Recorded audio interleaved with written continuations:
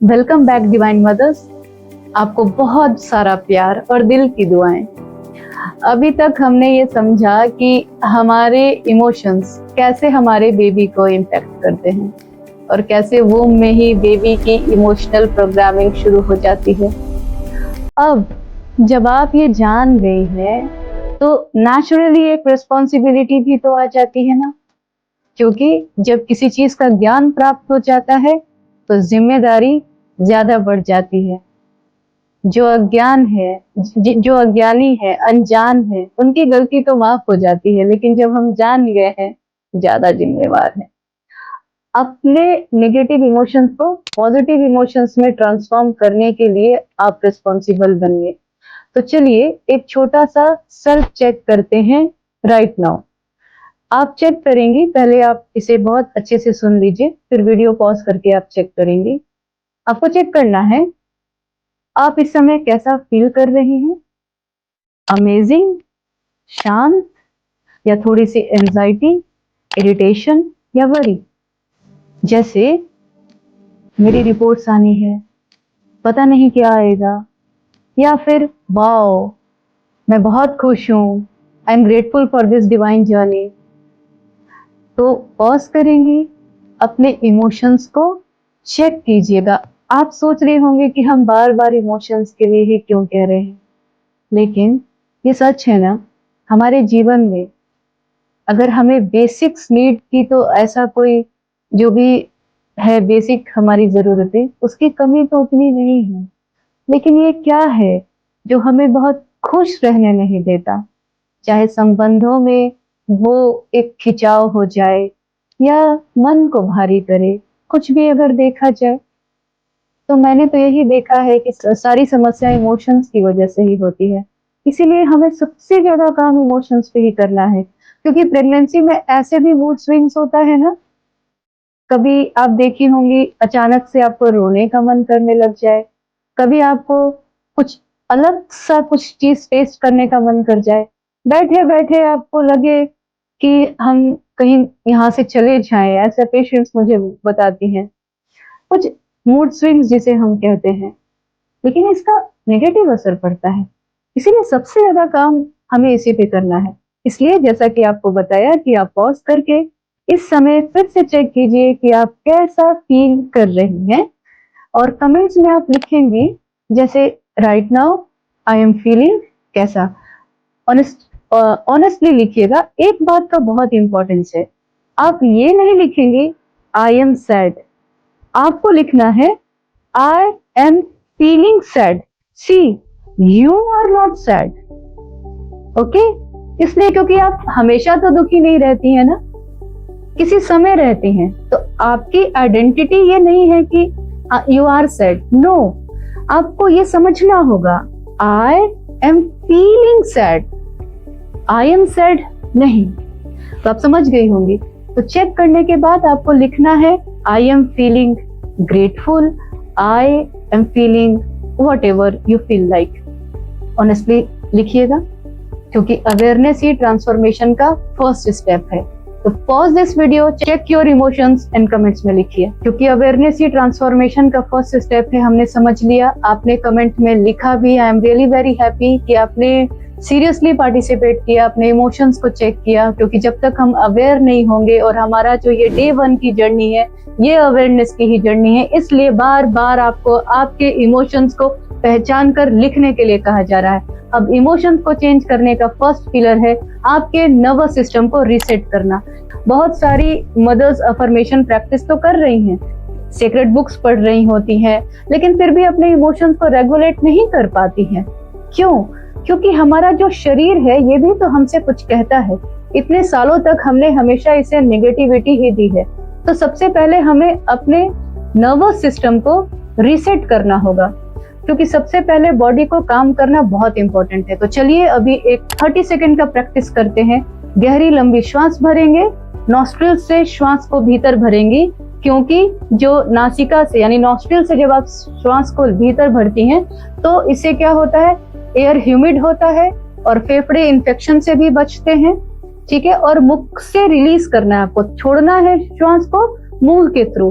तो take a deep breath slowly कैसा feel हो रहा है कमेंट्स में लिखिए। कमेंट्स में लिखेंगे breath reset done, emotional reset done, nervous system reset done.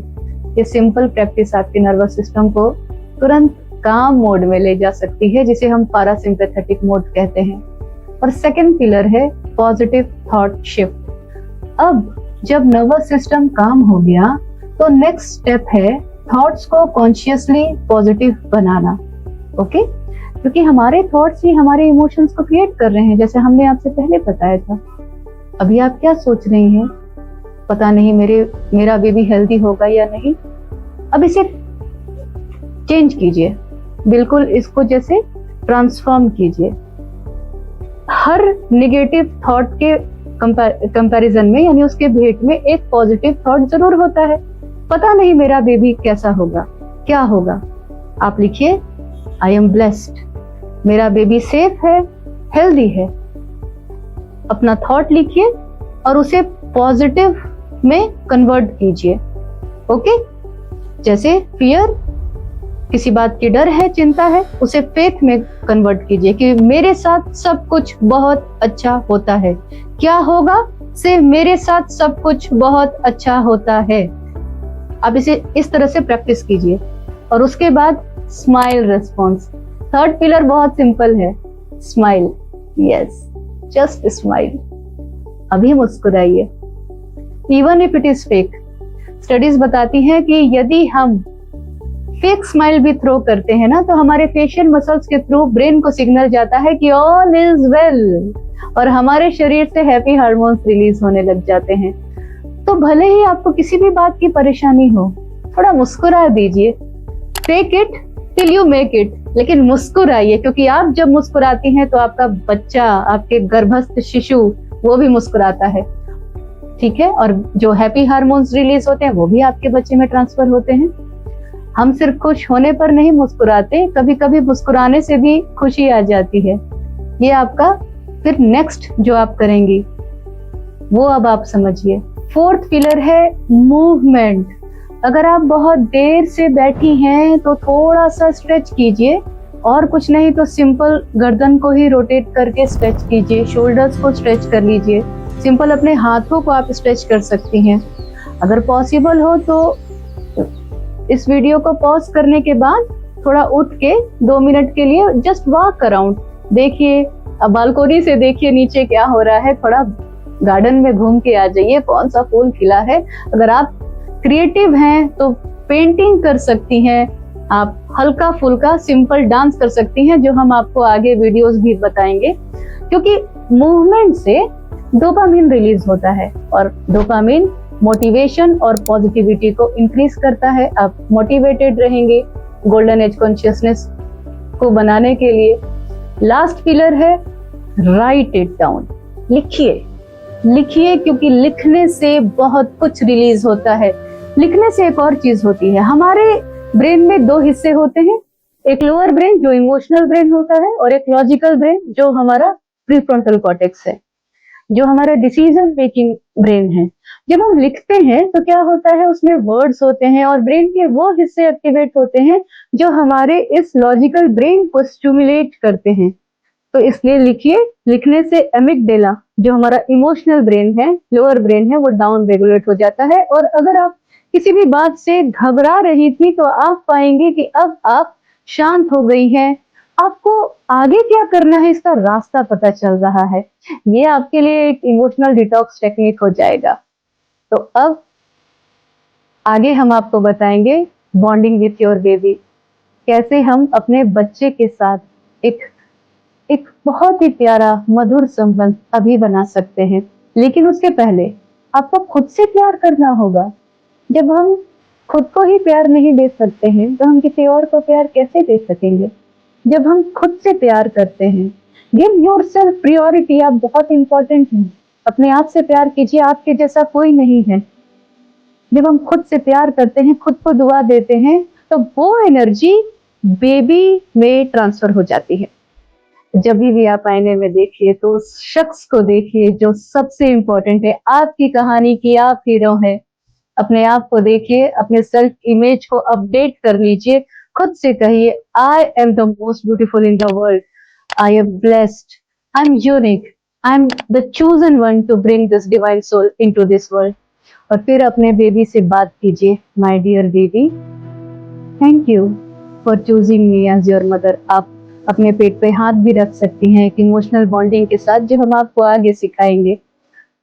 My dear baby, thank you for choosing me. I welcome you in this world with an open heart. My dear mothers, अगर आप एक new consciousness को जन्म देना चाहती है और एक गोल्डन एज सोसाइटी क्रिएट करना चाहती है, तो न्यू यू भी तो जरूरी है ना।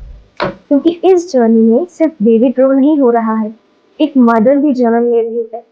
इसलिए आज से ही, अभी से अपने लाइफस्टाइल और हैबिट्स को कॉन्शियसली ऑब्जर्व करना शुरू कीजिए। Sleep pattern, diet, daily routine, thoughts, emotions, vibrations को आज से ही ट्रांसफॉर्म करना शुरू कीजिए।